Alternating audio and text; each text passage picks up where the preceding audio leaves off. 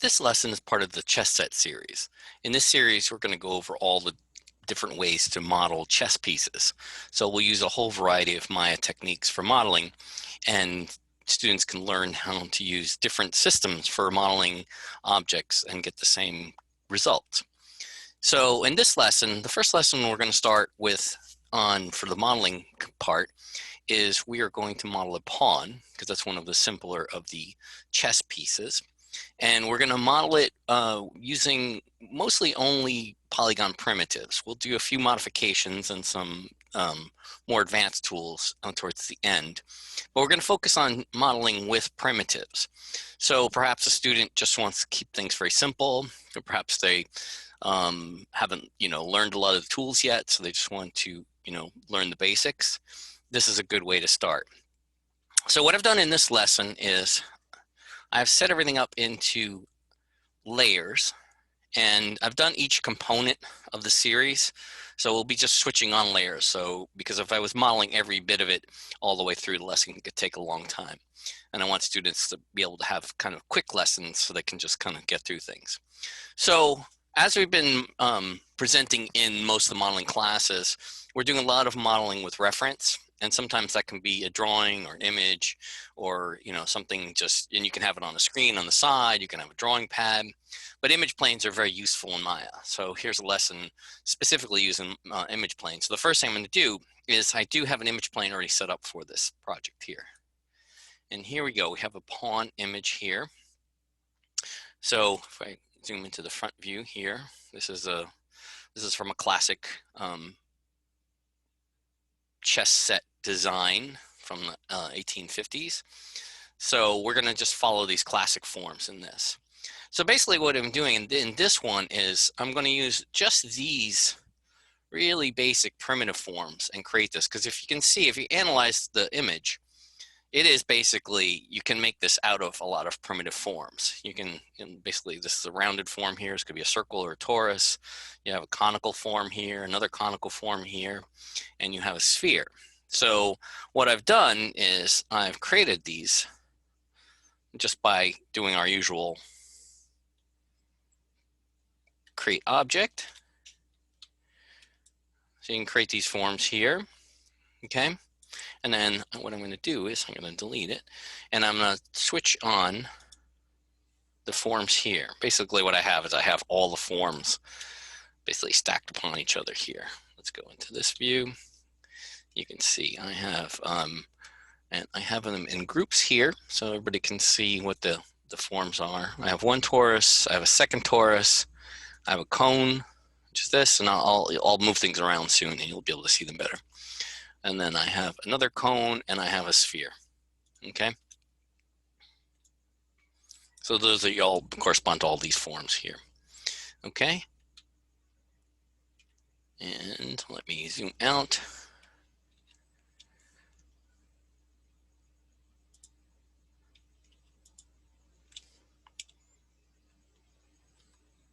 Get the model frame, there we go. Okay, so basically what I did was then is I took our usual kind of standard tools for scaling things and moving things around.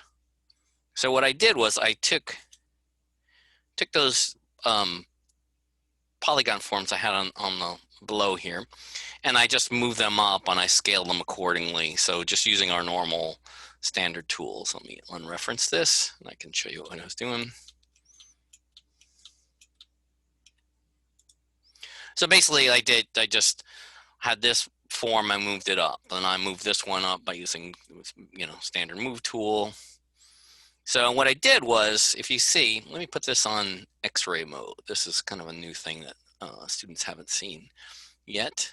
X-ray mode is this icon here. These are all your kind of various display modes for working in Maya. So you have your wireframe, shaded, wireframe unshaded, and this is X-ray. So this is a new mode. So this is where you can kind of see through an object.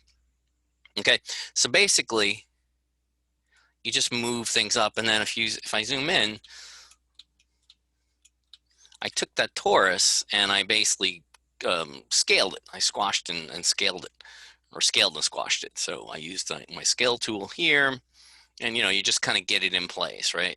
So the first thing to do is to go. Always remember the core icon here, not icon, but the core, the widget, the cube here. This lets you globally scale. So this lets you go scale in all directions. Okay. So that's what you want to be scaling with when you want to scale the whole thing. And then what you can do is then when you're in a view like this, you can scale in these directions, okay?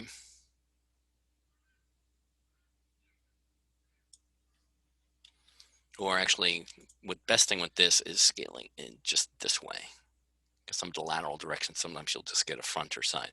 So basically what you do is you'll move your torus up to this level here, and then you'll squash it down, okay? So that's pretty simple there. And then the next one up is your cone. So the cone had to be, you can scale it up if you wanted. Basically just get everything roughly in form, in place, and roughly to the size it needs to be. Because we're just going to use these primitive forms just for getting the basic structure of things, because then we're going to use some of our editing tools to actually scale these things down. So let me get over here, showing this view. Let me switch this on for a second. Let me show. Okay, yeah. So what's happened here is the next series is after transform. So I have primitives. That was just your go through this again. So this is just your basic forms, right? This is you break down your model to break your basic forms. Then you do your basic transforms. So that can be move, rotate, scale, any of the standard transform tools. Okay. So you get everything in place, and then you start modifying down at the polygon level. So this is where things get a little more interesting. So what I'm going to do is I'm going to go back to this previous set here, and I'm going to show you how we do this. This is probably one of the more interesting parts of when you're modeling in this fashion. All right, so we'll go over to our modeling toolkit. We'll go over to our edges, our edge loops. You can do edge loops, or you can do vertices. Let's start with vertices first, because that was the first thing students have worked with. So what I can do is you pick on the object. I see the vertices. Now these are independent, so you can move these around. So if you notice, this is where image planes become really powerful. So you basically move them. You try and get things into the profiles where you need them, okay? So like here, I need this one to come down to here, but then I notice it's a little too small. So when you're at the discrete level, at the component level, all these tools still work. So what you can do is now you can just scale this out a little bit, right? So we're going to scale to the volumes of our drawing here, okay? And you can do all kinds of things like here, all your regular, so like if you want to pick by edge. So you can pick by edge, but you want to get the whole edge loop, right? So then you just double click. Actually, at the final edge, sometimes it's a little tricky to get. Let me see if I can get it this way. Okay, then I'm going to hit Control, select. Yeah, there we go. Now I have the lower edge. Just play around with these. Don't get too crazy with these until you get used to them. That first polygon editing is a little tricky, but then once you get used to it, then it's super powerful. Because you see now if you look what's happening, look what's happening over here. So then, and always remember, keep moving around in views to keep checking things. This is just like in sculpture. In sculpture, when you sculpt a piece, when you have a piece, you're sculpting a piece of clay in a studio, you constantly turn your object around and you look at it from different views, because you might be doing something in one view and then it's not working in another view. So here you check it. Okay. So it's looking good. So now I'm going to go back to this view. Generally, when you're doing this kind of edge loop stuff, you'll be in one kind of view here. So you're just going to keep doing this. And then the great thing is on an internal loop, you can just double click. And then you have access to all these tools here. So you move them down and you just kind of keep getting these little profiles correct. Okay, and you can get really fussy. You can put, tiny ones down there. it's gonna start to get important now is that because this is wider, I mean, it has a wider top than what a cone is. Now we're gonna have to actually start scaling out, okay? So I'm gonna press the R key for scale because I don't want to keep going over here. You know, everyone so often I call out hotkeys for you, okay? And then there's something else you can do here. If you have an edge loop selected, you can press your, let's see, let me get in here. There's a thing called polygon walking. Actually, it's not, yeah, I have to be in a different direction for it to collect that way. So anyway, you can just pick as so.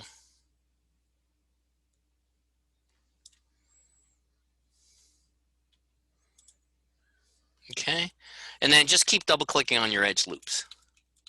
Oops.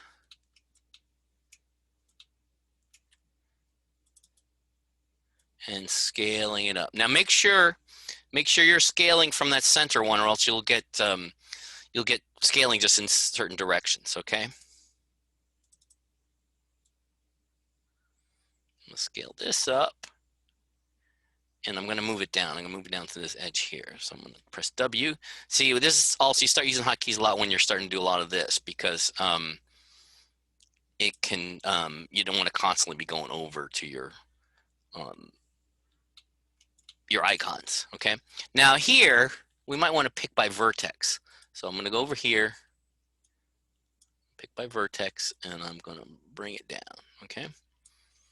Now, I don't know if this will work in this one, but we might be able to use some of those snapping tools. Let me try this here with point snap. Okay. If I do this, yep, it worked. Okay, so if you use point snap, it's calculating from these points. It's not going to snap to these points, but it's actually calculating to those points. So it's going to say, oh, okay, I got to go down to their level. So if you put the point snap on, that works out really nicely. Okay. So this is a cool part, but so now let's take a look. Now you see, look, that's looking like the pawn. Okay. So now I'm going to keep going with some stuff here. All right. The next thing is we're going to do an extrude. I noticed I have a little face here that I have to get rid of. All right. So let me click on this. Okay. Don't worry about this. This will make this part of the project go around. Okay, so now here we're gonna do. I am going to pick edges here. We're gonna extrude this down because let's go over to this view here. I'm gonna show you what we're gonna be making right now. Okay, I'm gonna extrude this edge down because it's gonna make this thing here. I'm gonna show you some of the extrusion stuff yeah, okay, so this one is selecting. Sometimes it selects, sometimes it doesn't. So the bottom edge of this here, let me see if I have a face inside there. That's why that wasn't selecting on the bottom here. Sometimes you got to be careful. There's hidden faces and things. So let me get rid of this face here. Oops, not that one there. Oh, you know what? It needs to be selected when you're in component mode. Yeah, there we go.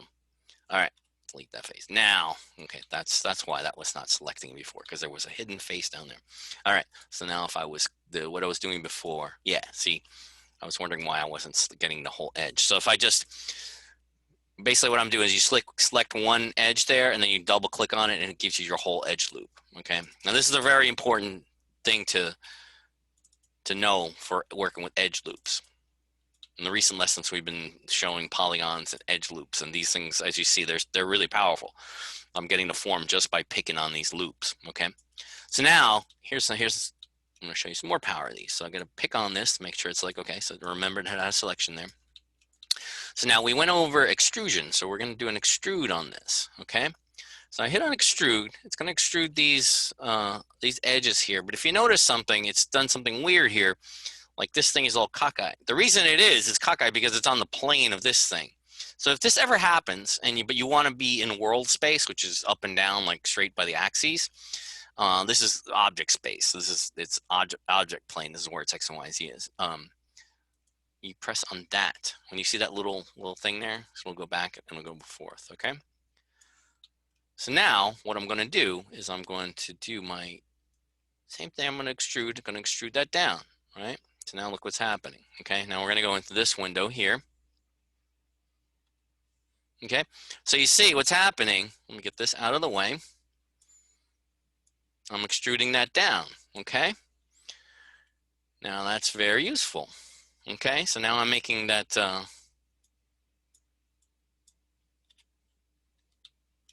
I just made this edge here. Okay, so now I actually want to extrude in. I want to go inwards this thing now too. So now what I'm going to do is I could just get out of this, redo the thing. I also type G. That continues your command. So if I type G, now I'm going to get another extrusion, but now it's try and remember this one because this will be very useful when you're doing this. If you type G, now you can start another extrusion. So again, I have that same weird problem. So what I need to do is I'm going to pick on that. Okay, now everything's all nice and centered. And always remember this. And the first few times you do this, it's going to be tricky. It's going to be weird. And it's going to be, you're going to be pulling your hair out. But once you get it, it's great. Then I'm going to hit on one of these cubes because I want to scale. I don't want to move it. I don't want to be moving it. See, that moves it? I want to be scaling it. And I'm going to scale by, I'm going to globally scale, okay? So you see now what I'm doing? Now I'm scaling in to close this little gap here, okay? Actually, I'm going to leave it a little bigger, and then I'm going to bridge these two. I'll show you how to bridge these in the next step, okay? So that's what I did here, okay? So now I've gotten this. Now if I go back to this window here, take a look. I've got everything here. That's looking good. Okay, that's actually looking, you know, I could go in more detail. I can chamfer these things, etc. I could do all kinds of stuff there. But that's all I need right now. Now, the next thing too is I need to connect the sphere and the top of this cone here. So I don't need a bunch of these faces that are up here, okay?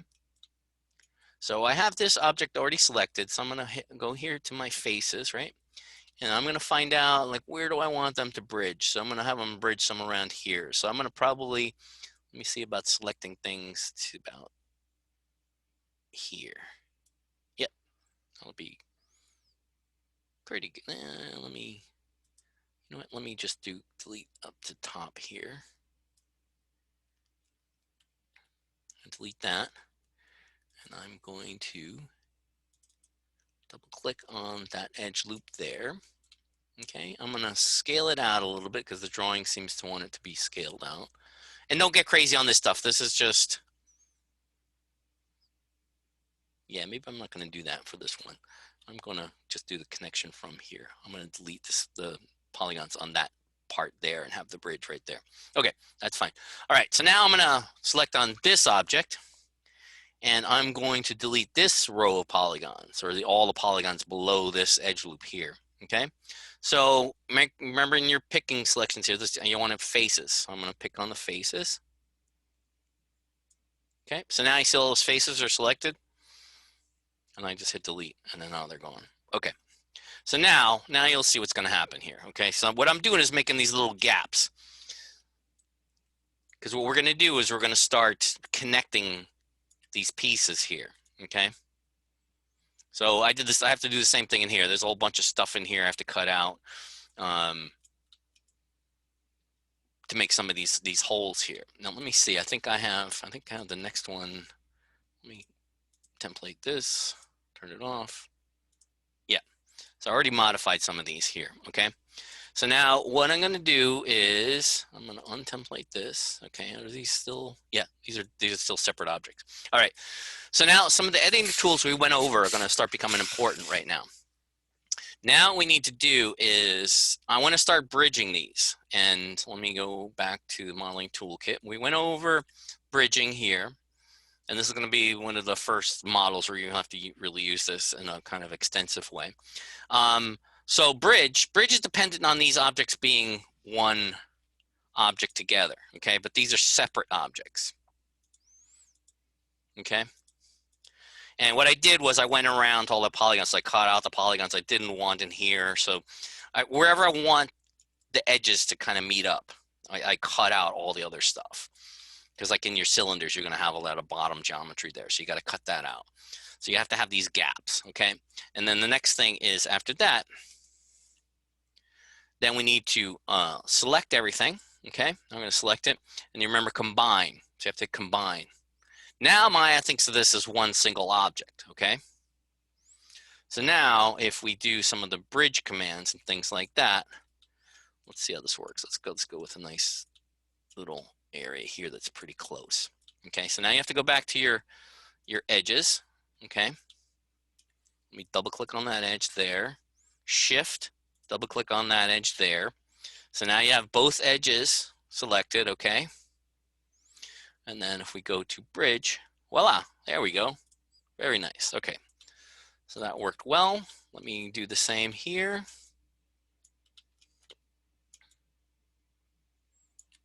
Sometimes it's hard to see, but you know, you'll get used to this kind of maneuvering. Okay, so basically those are those edges in there. Sometimes, like I said, it'll take time to get used to. If I go to bridge, now those are closed up, okay? And let's go up here, do the same here. Double click on the last edge, shift, double click on the next edge you want to meet up with, and then go to bridge. Okay, well, there we go. That's working well. Okay, so now these things are all sealing up. So now you're going to have what they call a watertight model. And watertight model is what you need for 3D printing and for animation too, or else you'll have these little holes going around. So double click on that edge, shift, double click on the second edge you want to bridge to, and then hit bridge. Yeah, there we go. All right, so now we have that all kind of sealed up there. Okay, very good. All right, now I'm going to do one more thing here. Now this is a bit of a trick. So I'm going to double click on that. So I have that bottom edge there, and I'm going to go to extrude. Okay. Now again, you see it's got that weird. It's basically using what they call object space. Object space is the objects kind of world. We want to be in world space, which is this axis here, this Cartesian plane. Okay, so you want to pick on that. Okay, so now we're good. And then with this tool, when you want to extrude, when you're scaling, you want to hit on one of the, any of the cubes will work, because then it'll turn it into scale mode, okay? So now I just scaled that, okay? I want to have a few rings. A lot of times you want to try and keep the rings kind of even. I'm not going to be super crazy about it on this one, but then if you want to, remember, if you want to trigger this tool again, you just type G, okay? You got to do the same thing, get the axis, click on the cube, keep scaling, okay? I'm going to do one more.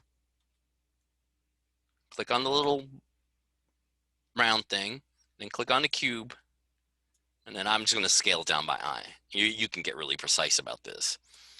But see now, later you would fill this in whole perfectly, but right now I'm just doing for demo.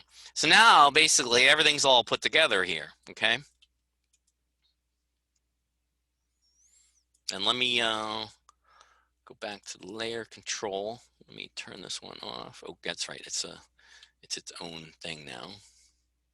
It's its own object. Let me put it on its own layer and then I'll turn it off. Okay. I'll switch it off. So that was what I just did. And then here's the final. This is the final version I made. Okay. So there you go. That is all from primitive forms. So we did this whole thing with primitive forms. So that's the way you could make one of these models, a pretty complex model, matching up. Let me F. Yep. Actually, let me pick on. There we go. There we go. Now we got everything zoomed in each window. Okay. So now here you go. I mean, this is the drawing. This is the image plane, and this is the model. So there you go. Now you have it. Okay. Now there's some other tricks we'll do to get this prep for 3D printing, but for now, this will be fine. This is absolutely everything you need. And so say perhaps you just want to work with primitives, that, this is how you can do it. And then you're just using a little bit of the editing tools to, seal things up. You may not feel comfortable with some of the things you may not want to, or it might just be a very linear piece. And, this is a very basic way to do stuff. Okay. So that's it for this one. Then we're going to go over some other techniques, and yeah, we'll continue modeling this whole set.